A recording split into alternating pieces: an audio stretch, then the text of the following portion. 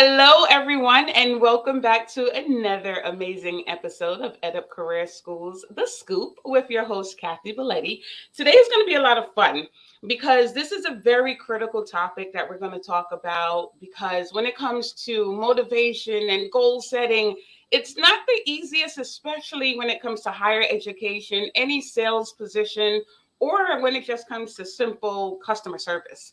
So I have invited an expert with me today who's going to help us walk through this topic. So please welcome Mr. Pedro Santana. He is the Director of Enrollment Management Experiences with Stetson University. Welcome, Pedro. Thank you. Thank you. I appreciate it. Absolutely. So what's going on in your world over there, Pedro? What's going on? May 1st is going on. And that's all roads lead to May 1st. But aside from that, nothing, just trying to make every day as good as we can make it. Absolutely, and that's very important. So, Pedro, how did you first get into higher education? I always ask this question because everyone's story is totally different and random. So, what is your story? Yeah, it's funny because the question is, how did I end up here? Uh-huh. And it's one of those things that I feel like I ask on a daily basis. How did I end up here? Especially on those bad days. Mm, Um, but no, I think it is kind of random, which seems to be the tradition with that question, in terms of you kind of stumble into it and things like that. And my answer is probably no different. I come from I feel like I've had a million different careers, a million different lifetimes already, uh, and and so I sort of stumbled into this. I always thought it'd be a cool experience. It'd be something really nice to work at a university, um, but I never really thought that's where I wanted to go. I think everyone has that idea, oh, someday I'm going to be a professor or something like that.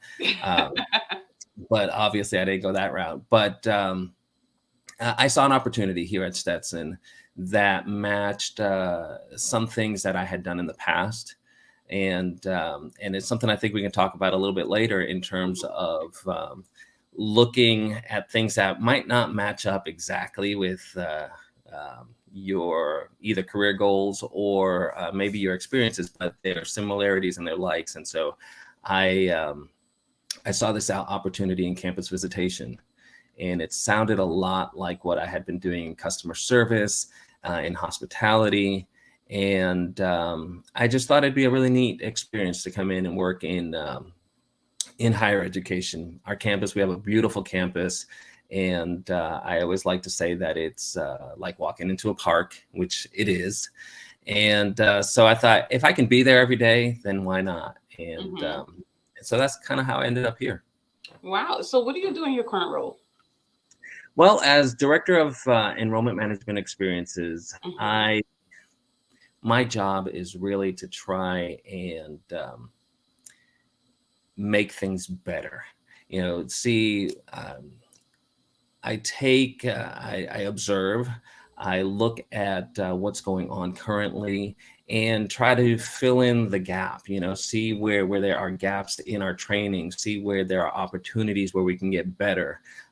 All for the purpose of making our student experience better, our employment experience better, campus visitation, retention, all of that stuff.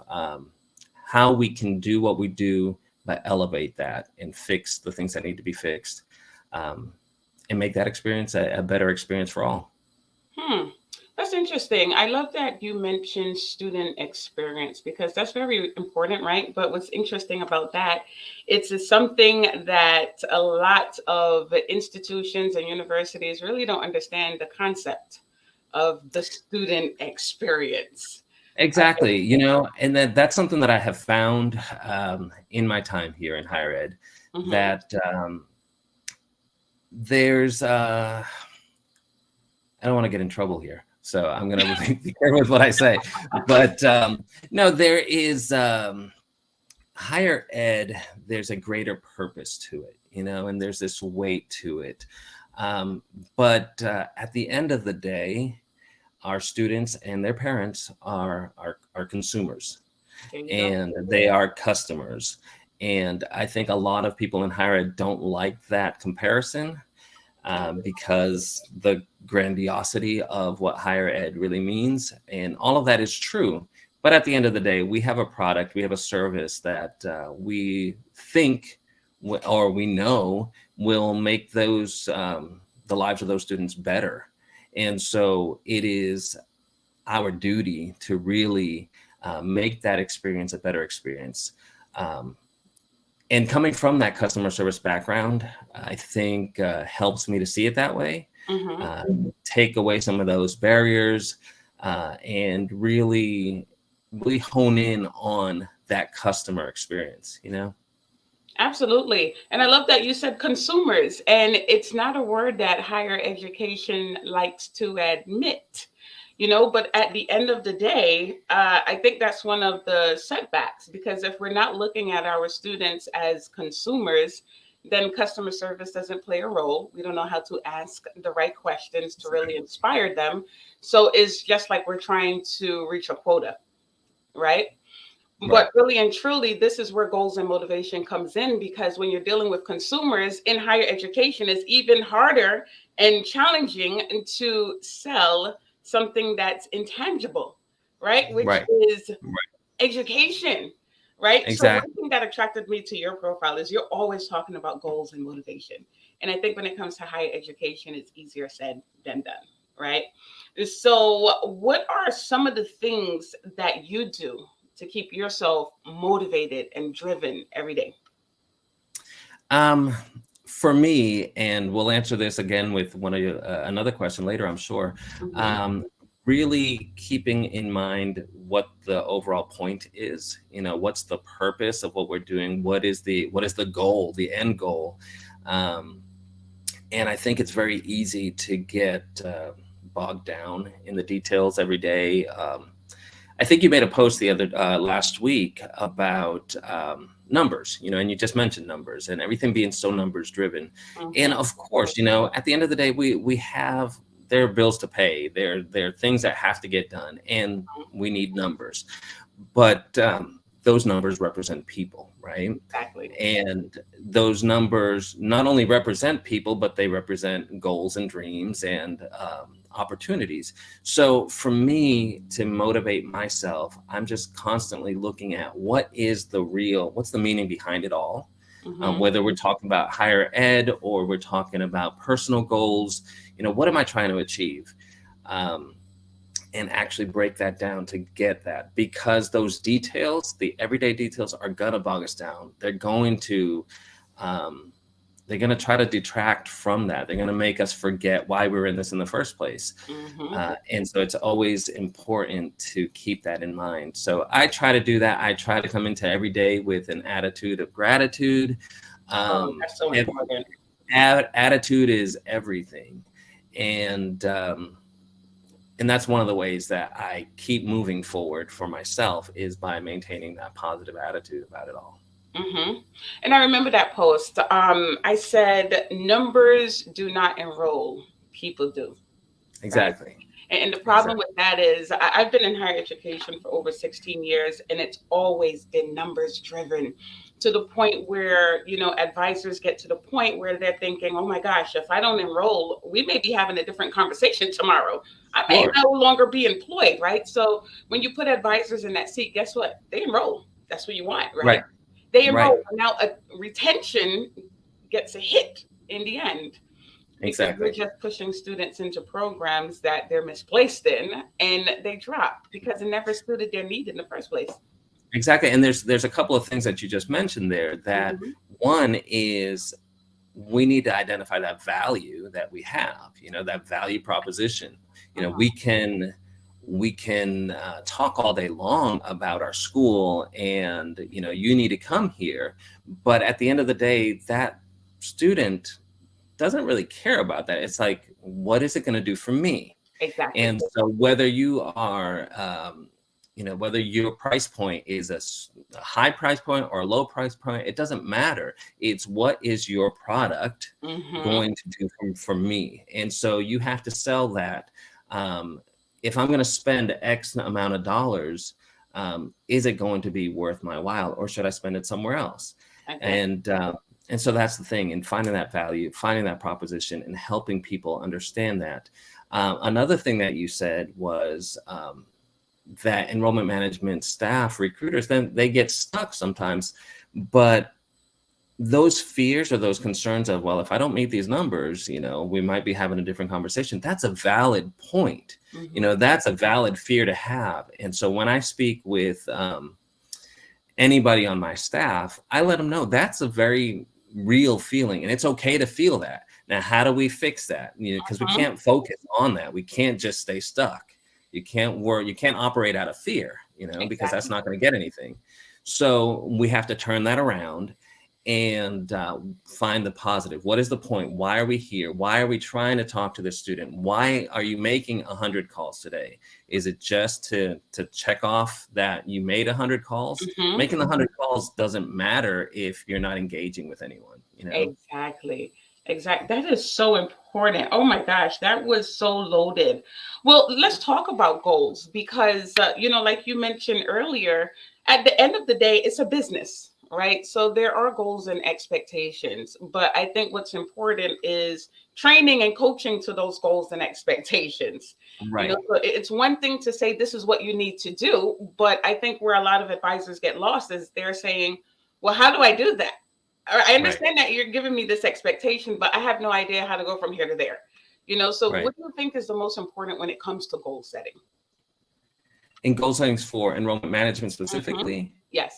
um, I think understanding, again, going back to understanding the point. Mm-hmm. Once you have a good grasp on why we're doing it, then you can kind of what's the word I'm looking for? It's uh,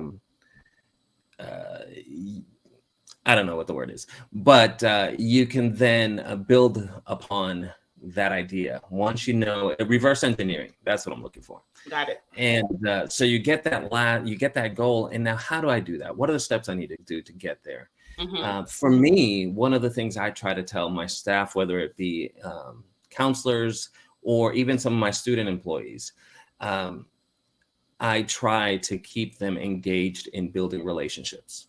Mm-hmm. Build that relationship with those individuals. Once you start with every conversation you have, build that relationship, because you more than likely are not going to close the deal on that one phone call, in that first call. Start building that relationship. Let them know that you are interested in more than just closing the deal. Mm-hmm. And um, and then actually getting someone to deposit is going to be so much easier when they understand that you have their best intention, or you have is it best intention? Yeah, Mm-hmm. their best intention or in mind. You're not just looking to close a deal. You want to help them to succeed.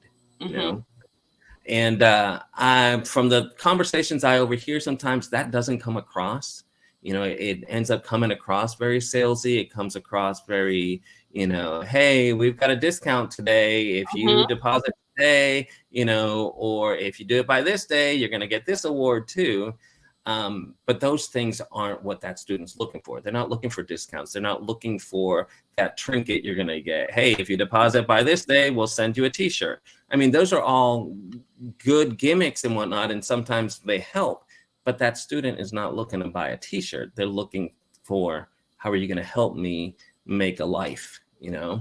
So building those relationships is exactly where it starts. I overheard a conversation yesterday where a recruiter was speaking with a student or a prospect, and he asked them for a book recommendation. He says, oh, by the way, I'm also trying to start reading more for pleasure.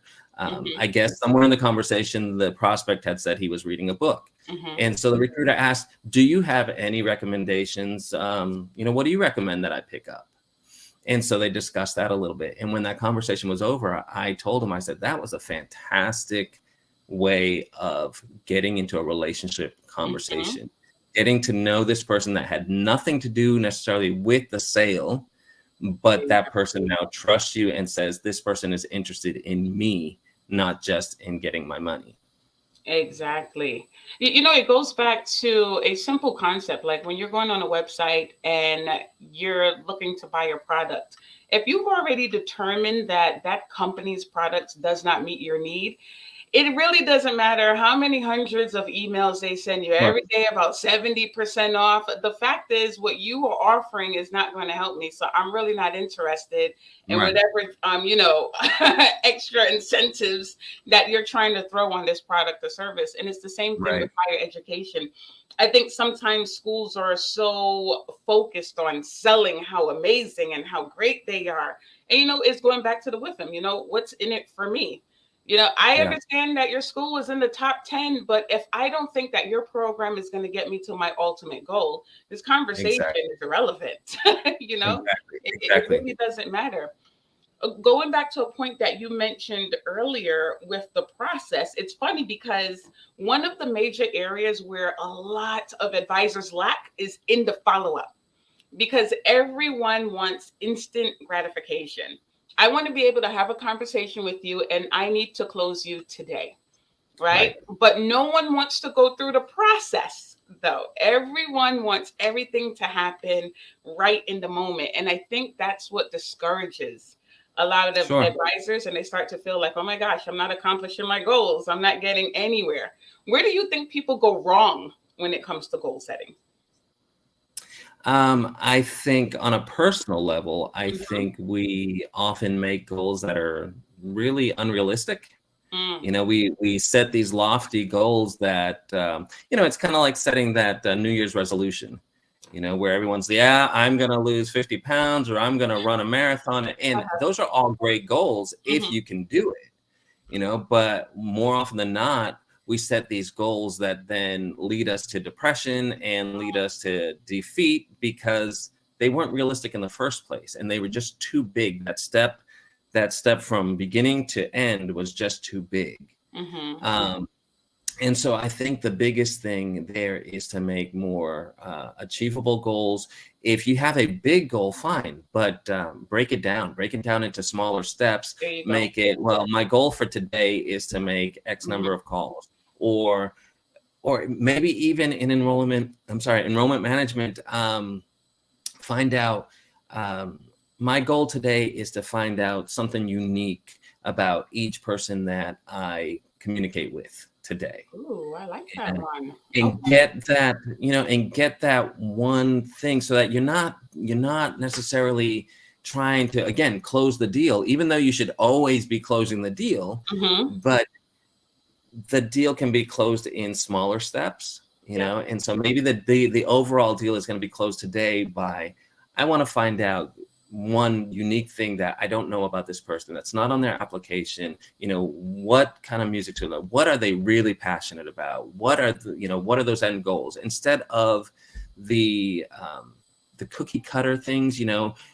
Anyone who's read an application knows that you're going to read the same thing over and over again, because that's what they're told to say. They're Exactly. coached to say, this is how you get into college. Hmm. And so one of the things I tell my students all the time is, forget about that for a second. Tell me, I want to know who you are. What are your goals? What do you want to do? If mom and dad weren't telling you this, if your counselors didn't tell you that, what is your objective? Hmm. And then we talk through it and say, well, is that realistic? Is that a dream? Is that whatever? Or if it's something that I think they can do, it's like, so what's stopping you? And let's talk through those points. So for enrollment management, same thing. Let's do this, and what's stopping you? I do a lot of reverse engineering, when Hmm. I'm talking with people. So it's like, okay, so you're not meeting these goals, you're having struggles with this. Well, have you ever been trained in how to do that? Do you Mm. know how to make a proper phone call? These are things that are basic, and I think we all kind of assume we know how to do it. Another conversation I had yesterday was with somebody who used to be a student employee, who is now who became a full-time employee now as a recruiter. Hmm. And we discussed her transition from student to employee to staff. And she made a lot of phone calls. She received a lot of phone calls, previously. And she said, but why am I not able to get the results now? And I said, because what you were doing before had a completely different objective. And Mm-hmm. so you answered that phone great. You provided a lot of information. You did so many good things, but what you're trying to achieve now as a recruiter is a totally different thing. And so there are going to be a lot of things that are similar, Mm-hmm. but there are a lot of different words or phrases or questions that need to be asked that you didn't have to ask before. And so that's why maybe you're finding it a little difficult at this point, because you're trying to do it the same way you've always known how. And I Mm-hmm. think that might be something where we find that people just aren't trained properly. Absolutely. A lot of people, they don't know what their true purpose is. I love that example because you're in a different role. So you can't operate the same way in something old and something new. All right. You have Sure, to know what your purpose is in this role and what you need to actually survive in this role. Another thing is, I don't think people do enough self assessing. So sure, it's like, I'm not surviving, I'm not able to achieve my goals. But now you have to break that down into little steps. What part of the process do you feel as if you need more opportunity? All right, do right, you know how to do that? Do you know what's the purpose? Do you know how, do you even understand that point of the sure, process and how to actually get there? And I think people skip a lot of steps because you made a very good point earlier also when you were talking about sometimes we make goals that aren't exactly realistic, but then also you may have a goal that you want to achieve and you're looking at it, but then there's no little steps in between, so you're not right, making any movement. But then right. also I think a very important part of that is celebrating. A lot of people don't Absolutely. celebrate every little step because it builds confidence, and when you're confident now, that creates speed in two. Exactly. Exactly. Yeah, definitely. And as leaders, Mm-hmm. we need to do a better job. So with any of the directors, any of the other staff Mm-hmm. in enrollment management, I tell them all the time, we need to celebrate those things. If you see something, say it. That Yes. doesn't just work for TSA. See Mm-hmm. something, say something. You know, see if you see something going well, celebrate it right there. We don't have to wait until the next meeting. We don't have to wait to put it in the weekly update. Mm-hmm. That person just did something right there. Stop what you're doing and say, hey, that was really good. Yes. Great job. And that's something that I try to do every day, um, where I see that and I say, that was awesome. Keep doing that. Mm-hmm. And people just light up. Yeah. We get beat up so much every day and we don't hear that enough. That, hey, you did fantastic. That was a really good thing you said. You handled that call great. Whatever it might be, just say it. Just let them know. Mm-hmm. It's not difficult. It's really not. But then also what happens is everyone is looking at everyone else's journey, right? Sure, So they're judging their success based on what they think success looks like, So they're sure. looking at someone else's journey and they're saying, oh my gosh, but I'm not there, but their Yep, journey is not yours, right? yep. So I think what's very important is for people to understand where they are. Look at who you were 2 weeks ago. Look at how far you've Absolutely. come. Look at what your goals are. Set many steps in your lane so that it's Yep, easier for you to actually see how far you've come and where you're actually going. Too many sure. people are doing this and comparing themselves. And if you continue to do that, you're never going to feel as if you're accomplishing anything, Absolutely. You're you correct. know? So, Pedro, before you came into higher education, I know you were in real estate, right? Mhm. And you were also a flight attendant. Here's what's interesting, I know a lot of people actually leave higher education and then go to real estate. You actually came from real estate. Sure. So, what were some of the challenges that you experienced in that transition? The funny thing is, I still have an active real estate license and I do more referrals or anything like that. But I didn't love the process of chasing the deals and things like that, Ah, okay. Um, and there's a lot of similarities. Sales is sales, Mhm. there's a lot of similarities there. But I there were just so many things. I think a lot of times people think they want to buy a house, but they're not ready. They don't take the steps, and maybe that's where I get some of my organizational skills from. It's like, okay, hold on. People say they want to achieve something, Mm-hmm. but whenever you say, okay, these are the steps that need to be taken, then like, yeah, you know what? Actually, I didn't know I had to do that, so never mind. I don't really want a house. Um, and so I had that experience with somebody who says, I want to buy a house. And I said, okay, great. You have the income to do it. We can do it. Let's go through this process. Mm-hmm. And they said, oh, but I'm going on vacation in this summer. So I said, well, you can't spend all that money right now. It's like, yeah, well, I'm going to. I said, okay, well, call me when you're serious. Yeah.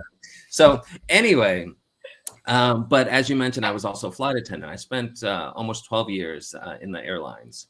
Wow. And through that, I also was a flight attendant instructor and curriculum developer with the airline. And so I spent a lot of time doing process improvements and training and developing and all of that. So all of these things, they just naturally lead to where I am today.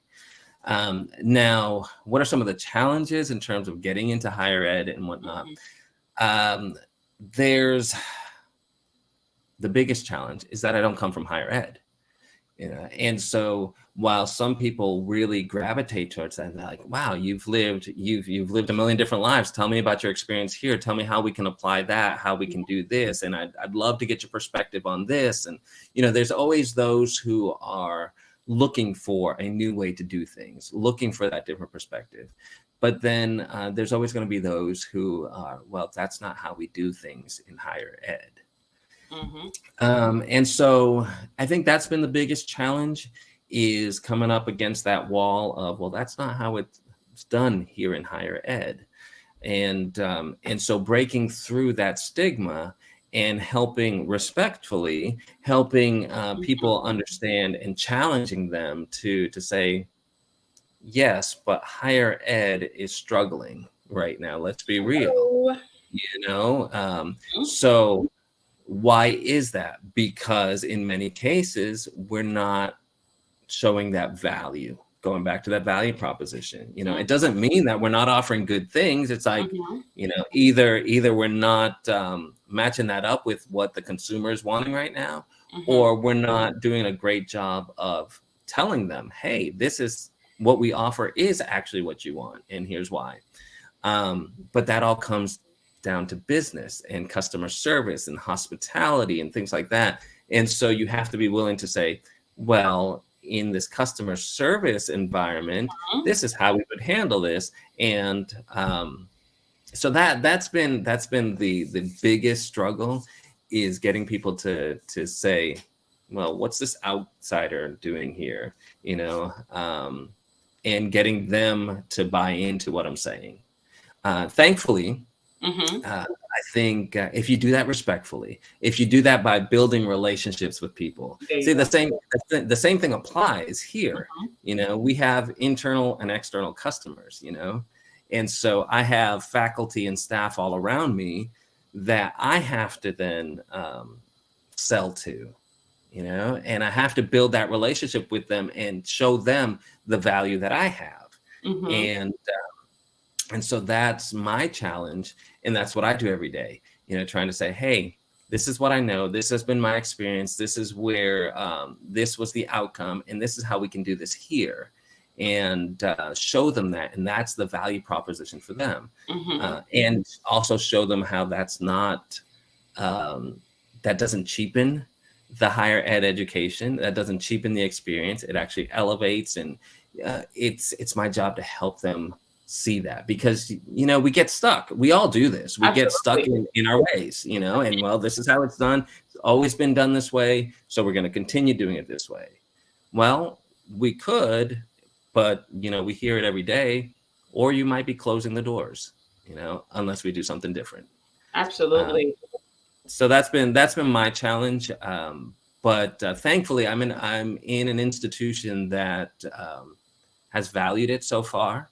I came into a campus visitation role, and because I came into that position, as a leader, even though I made a post about this the other day on LinkedIn about, you're a leader regardless of whether your title says it or not, Mm-hmm. so I took that leadership position in everything I did. And they said, hey, hold on a second.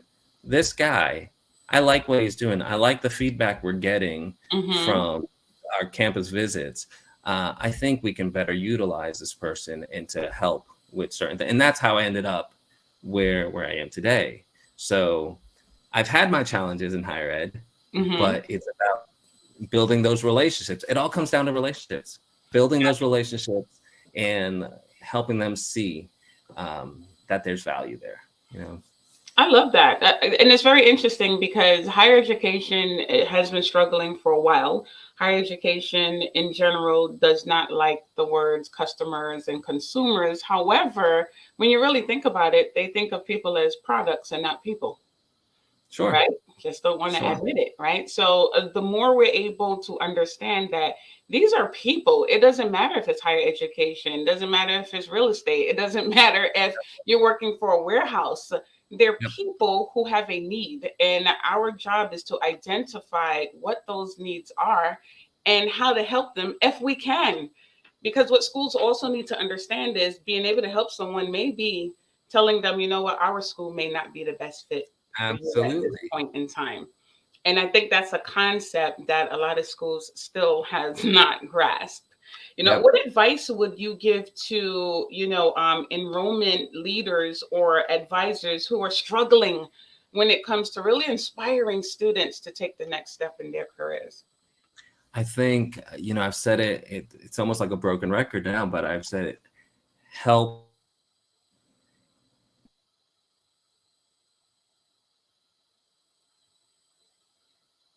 And you froze, Pedro. Are you still All there? right. I can hear you. There you go. You're back. There we go. Sorry about that. It's okay. Um, so I think the biggest thing on that is going back to what we've been talking about, building relationships. You can't inspire someone that to make a decision that you don't really know anything about, you know, or you may be inspiring them to make the wrong decision, like what you were just talking about. Mhm. Maybe our school's not the right one. Maybe, maybe this is what somebody's other plan for your life is. And you might not be successful if you don't take a stop now and actually assess what Mhm. you really want. And I think that's something that we really need to get into. Ultimately, we want students, we want hopefully that student is a right match for us Mhm. and that we can get them to commit. But nobody wants a miserable student on campus. Nobody wants an unsuccessful student on campus. Mhm. And a lot of times that's our own fault for saying, Yeah. hey, no, come on in just so that we can at the next meeting say, I got 5 more deposits, Absolutely. ultimately it's going to affect your retention numbers and all of that too. So you'll be having a different conversation. Exactly. Exactly. Well, you know what, Pedro? Before I ask you for final thoughts, you played the guitar. I So, did. what inspires you to write these songs about leadership and goals? Because you come from a different angle, and I love it. When did you decide? You know what? I'm going to start writing songs about these topics. The funny thing is, I was a music major, and I always thought I was going to do music, and Me I've too. done music. I Hmm. was director of music in a couple different churches, different things. Hmm. Um, but music speaks to all of us, right? And there are certain things. I think we all have different songs that we love that maybe we would think are inappropriate in other arenas or things, but they speak to us at that Hmm. moment. And so music has a way of breaking down any objection or any barrier that so I do it very naturally. It's Hmm. just like I want people to understand. And a lot of times we can talk, we can make a post, we can have a lecture series, Mm-hmm. and it may just come across the same thing. It's, yeah, same Right. motivational thing, same process, same whatever. But if you can make that into a song, and like I said, it wasn't something that I intentionally said, you know what, today I'm going to write a song, but they just kind Mm-hmm. of come sometimes, Yeah. where I'm thinking about how can I share this information with somebody, or um, how can I say this differently? And then a melody comes up, and I said, this is perfect. I did one a few weeks ago.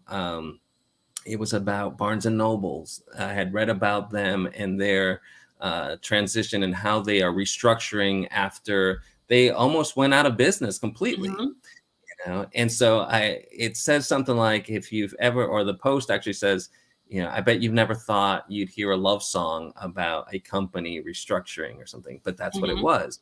And it was about, after reading the article, it was about, hey, I'm the company, you're my consumer. I thought I knew better. I thought I knew what you wanted. And so I was doing something, and you left. And now I understand that what you want. Now I've heard you, and now I want to give you everything you want. And Mm-hmm. I'm gonna change the person I am. I'm gonna change the company. I'm gonna change. And so that's it explains the process in a completely different way. It's like, oh, it is a love song. If you want to build a better business, you better start having better relationships. It all comes back to relationships, and what better way to talk about relationships than in a song?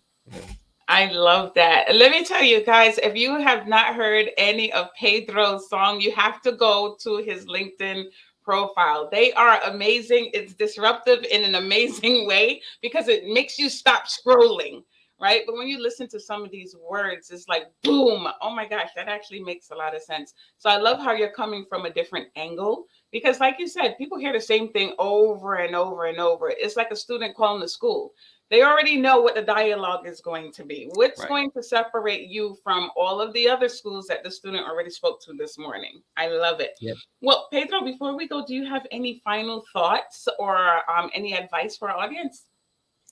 I think there's a theme here, and relationships is always going to be key to whatever you're doing. Hmm. But in both, I think there's two things we talked about: relationship building, and then Hmm. also motivation and attitude.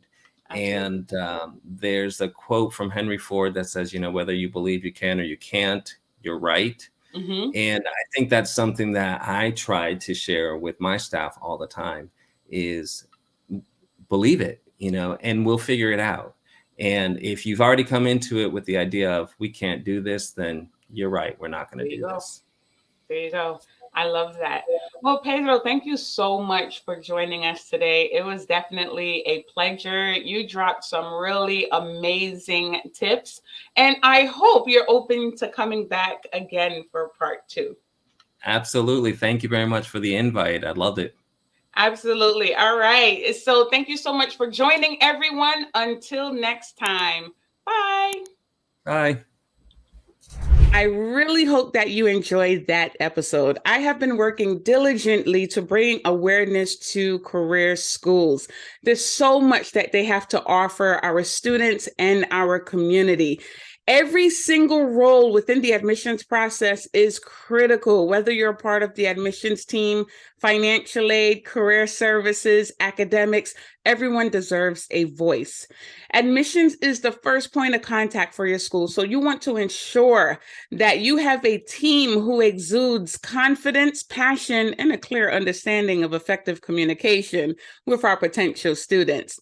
I totally understand the pain of missed class starts, low appointment and enrollment conversions, and this is why I created Next Level Admissions Training by Motivate with K.A.T.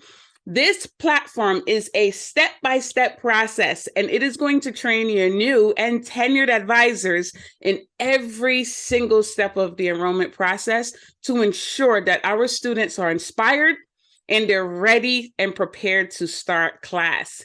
Admissions is not easy. It can be very challenging, but it's definitely worth it. So if you're ready to take your school to the next level, Head on over to lessons.motivatewithkat.com and check out Next Level Admissions.